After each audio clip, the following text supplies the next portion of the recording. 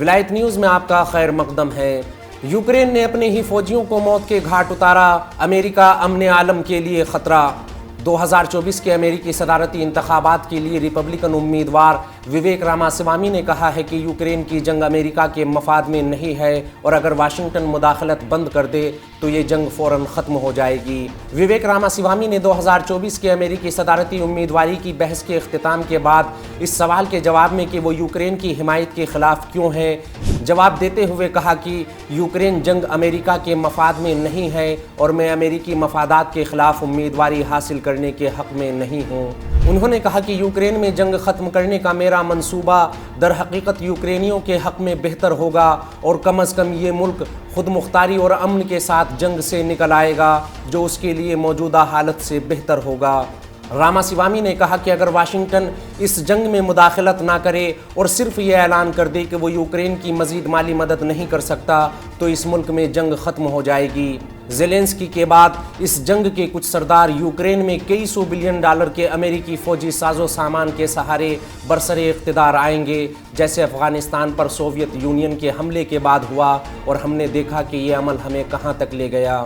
دوسری طرف یوکرین نے اپنے ہی فوجیوں کے خلاف سخت قدم اٹھاتے ہوئے 23 فوجیوں کو پھانسی کے پھندے پر لٹکا دیا۔ یوکرین فوج کے باخبر ذرائع نے اس خبر کی تصدیق کرتے ہوئے کہا کہ یوکرین کی مسلح افواج کے ہیڈ کوارٹر نے ملک کے 23 فوجیوں کو موت کی سزا دی ہے۔ موصولہ اطلاعات کے مطابق ان جوانوں پر الزام ہے کہ وہ صوبہ خیرسون کے قریب علاقائی دفاعی بریگیڈ میں خدمات انجام دینے کے درمیان اپنی پوزیشنوں سے فرار ہونے کی کوشش کر رہے تھے۔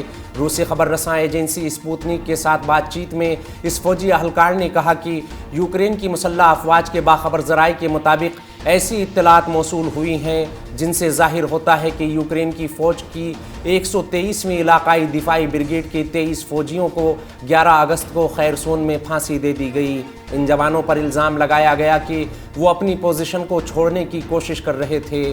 یوکرین فوج کے ہیڈ کوارٹر نے اس جرم کو چھپانے کے لیے ان فوجیوں کے نام لاپتہ افراد کی فہرست میں شامل کرنے کا فیصلہ کیا تھا، تاہم روسی سیکیورٹی سروسز ان 10 فوجیوں کی شناختی معلومات حاصل کرنے میں کامیاب ہو گئی جنہیں یوکرینی فورسز نے سزائے موت دی ہے۔ یہ خبر ایسے وقت میں سامنے آئی ہے جب ڈونیٹسک ریپبلک کے حکام نے پہلے ہی اعلان کیا تھا کہ یوکرین کے فوجیوں میں اپنی سروس چھوڑنے اور میدان جنگ سے فرار کرنے کے واقعات میں اضافہ ہوا ہے۔